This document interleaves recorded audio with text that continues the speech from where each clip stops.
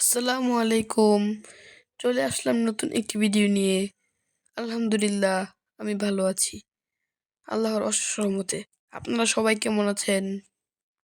এই যে আমার ছাদের উপরে ক্যারেটের মাঝে ধনিয়া পাতা বুনছিলাম। আজকে আম্মু বেগুন বাজার ভর্তা বানাবে। এই জন্য ধনিয়া পাতা উঠাইতেছি।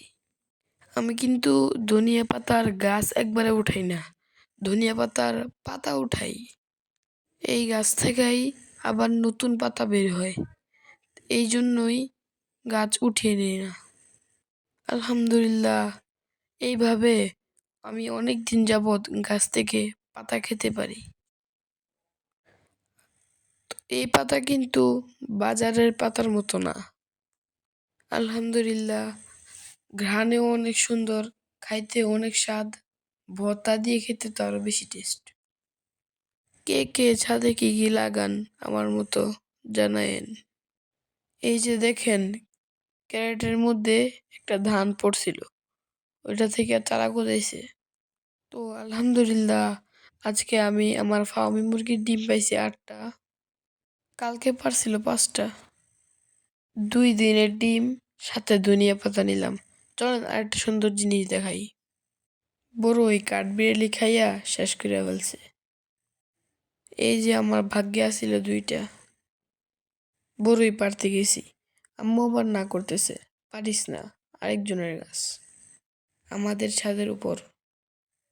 চলেন আরেকটা জিনিস দেখায় আসি আমার ছাদের। এই যে দেখেন, আম্মু ছাদের নিচ থেকে সিম গাছ বুনছে। ওইটা ছাদের এক কর্নার দিয়ে উপরে বেয়ে উঠেছে। সাথে লাউ গাছও বুনছে। লাউ গাছও কিন্তু আলহামদুলিল্লাহ সুন্দর হয়ে উঠছে।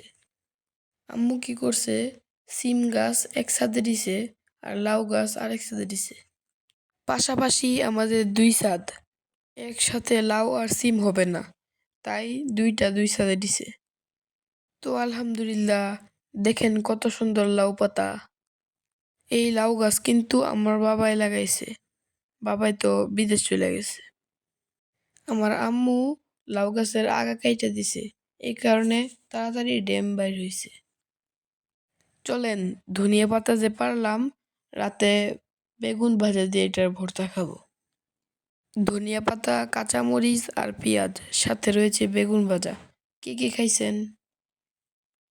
তো রাত্রের খাবার হচ্ছে বেগুনের ভর্তা আর সিম দিয়ে ব্রয়লার মুরগি।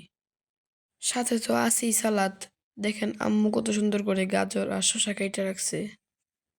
এই যে আমার ছোট ভাই তেল ঢালতেছে, আর আম্মু বলতেছে আস্তে ঢালো আস্তে ঢালো। আজ এই পর্যন্তই। আসসালামু আলাইকুম রহমতুল্লাহি ওয়া বারাকাতুহু।